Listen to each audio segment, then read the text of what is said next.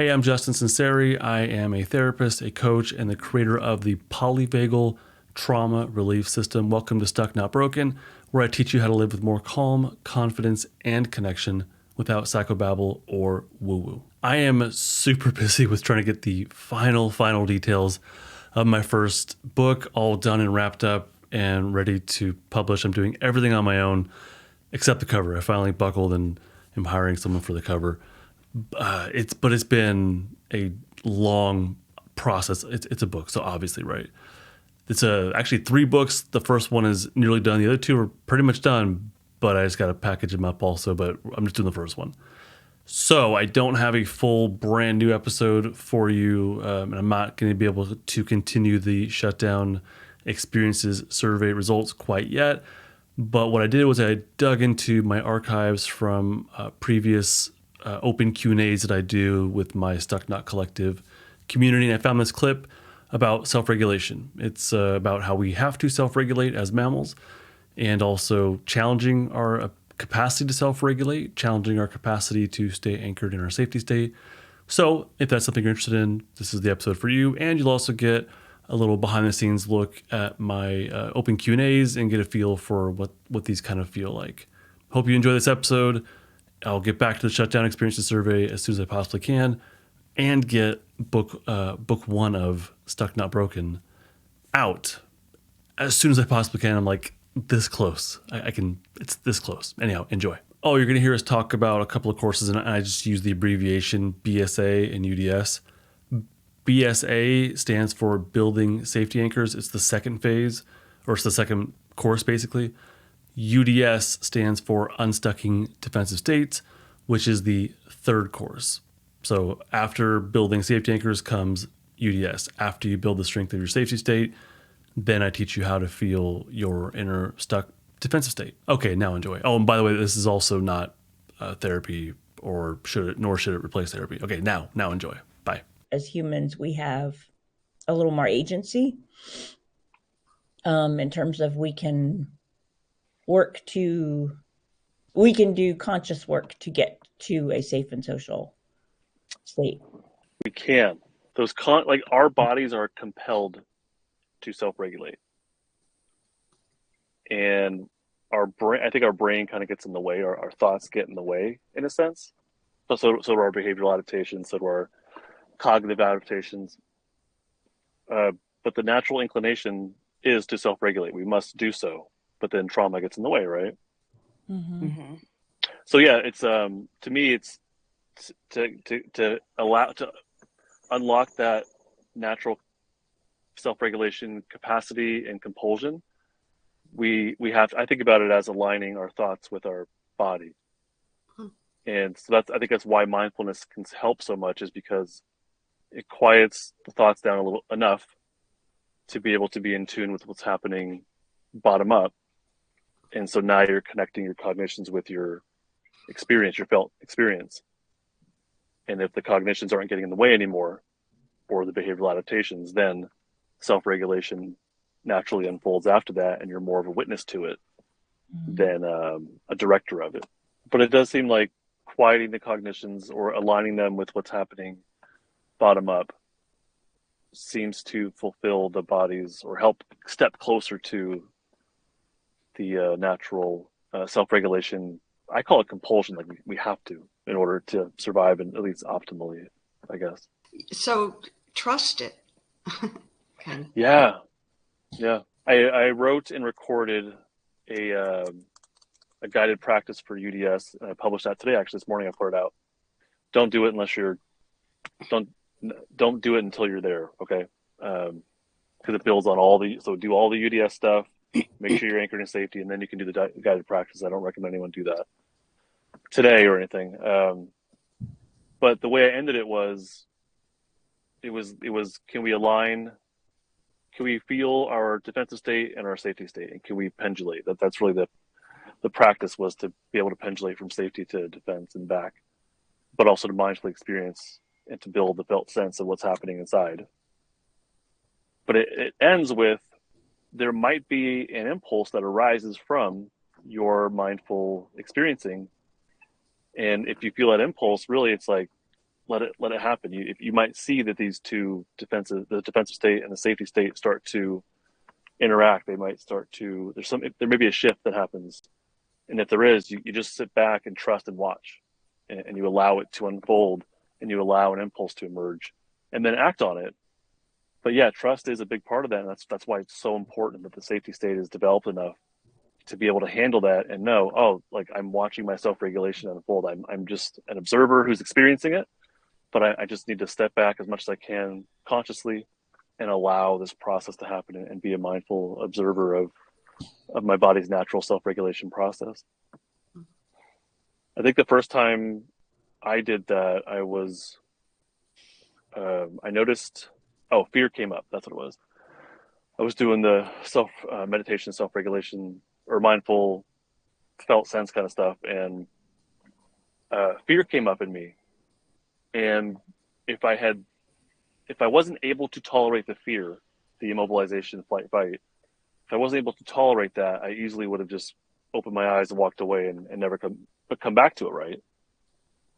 So if the safety state is developed enough, then one might be able to notice the fear, or what defensive state, whatever stuck defensive state you have, you'll be able to notice that come up, and then stick with it, to be able to feel it and mindfully experience the stuck defensive state and allow the internal self-regulation to happen. But I guess the point here is the safety state is so important in being able to do that. And that's why I implore everybody, make sure you have the polyvagal information, make sure you can do BSA, and then lightly step into UDS as you're ready to.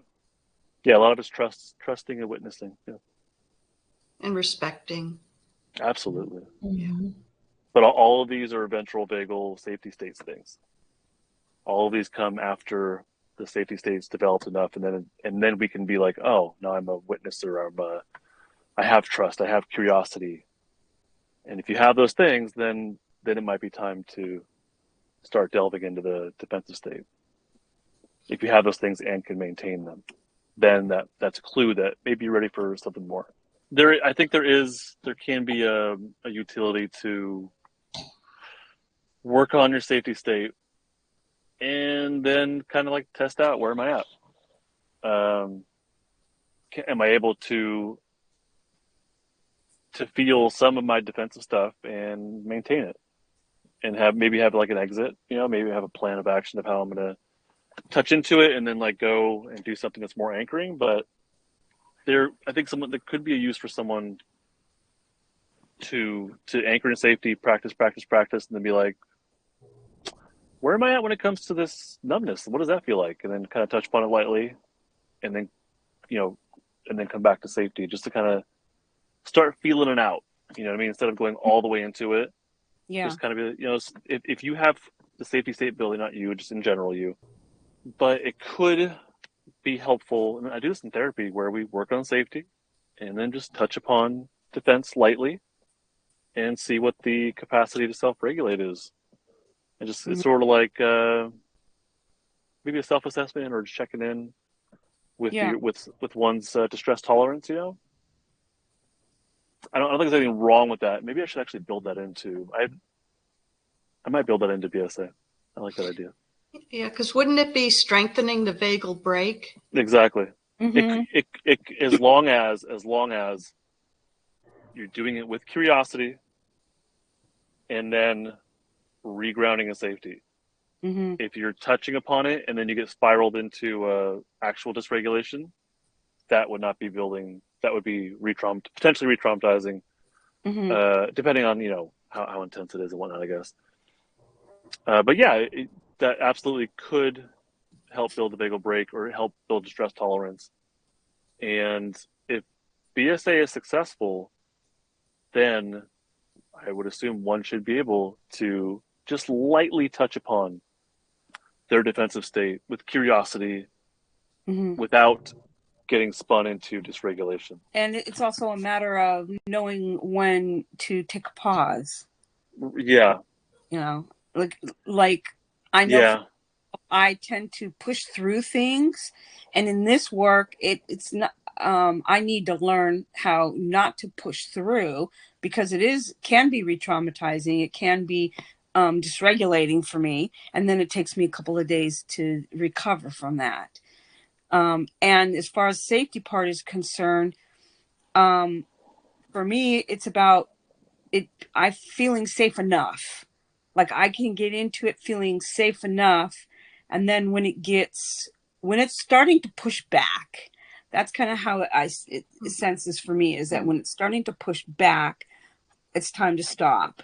I do have a lesson on this in UDS. There is a lesson on a couple of them on when to stop, when to start, how to recognize when it's time to stop and start, as far as like a meditation or like a guided practice, or more actively, consciously self-regulating. I have it laid out, and I teach you when to start and stop these things, how to set up by now you already know the passive safety environment. All these things should be in place. But if you, I guess just for our discussion point, like if you feel like you're curious about your defensive state and just want to lightly touch on it, I don't think it's a bad idea in general, but you have to be really sure that you're able to handle that lightly, with curiosity, and have an exit plan. So that I'll leave that up to you, though. You keep saying The general you. Yeah, you keep saying with curiosity, as opposed to Feeling like you have to.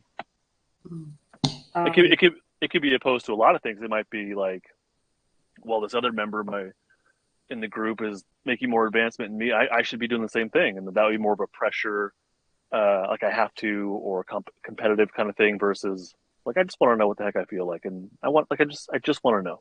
I'm genuinely curious. So it could be a lot of alternatives. I have to trust that everyone knows what curiosity feels like for them versus, I don't know, competition or pressure or self-judgment, stuff like that. Mm-hmm. Sorry, I was having a danger cue I was experiencing. No actual danger, but there's a tennis ball wall where they hit the ball against the wall. So all I'm hearing is boom, boom, boom. And it's like repeatedly, and it's actually pretty darn deep. It sounds like a drum. And I felt my body kind of sort of having a slight anxious sort of reaction. So I just rolled my windows up. Yeah, just a little one. Plus, I was trying to listen to you, Sandra, and it's like I can't do both of those at the same time. Yeah. If you're interested in becoming a part of my Stuck Not Collective, I would love to have you there. Head on over to justinlmft.com/total access. Again, justinlmft.com/total access. You get access to all of my trauma recovery courses, including the two that you heard us talking about here, Building Safety Anchors and Unstucking Defensive States. And you get access to a small, wonderful little community of people who are also on their own trauma recovery journeys. We meet up twice a month for open Q&As, just like the one you heard. I would love to see you there. Head on over to justinlmft.com/total access to learn more. This podcast is not therapy, not intended to be therapy or be a replacement for therapy. Nothing in this creates or indicates a therapeutic relationship. Please consult with your therapist or seek for one in your area if you are experiencing mental health symptoms. Nothing in this podcast should be construed to be specific life advice. It is for educational and entertainment purposes only.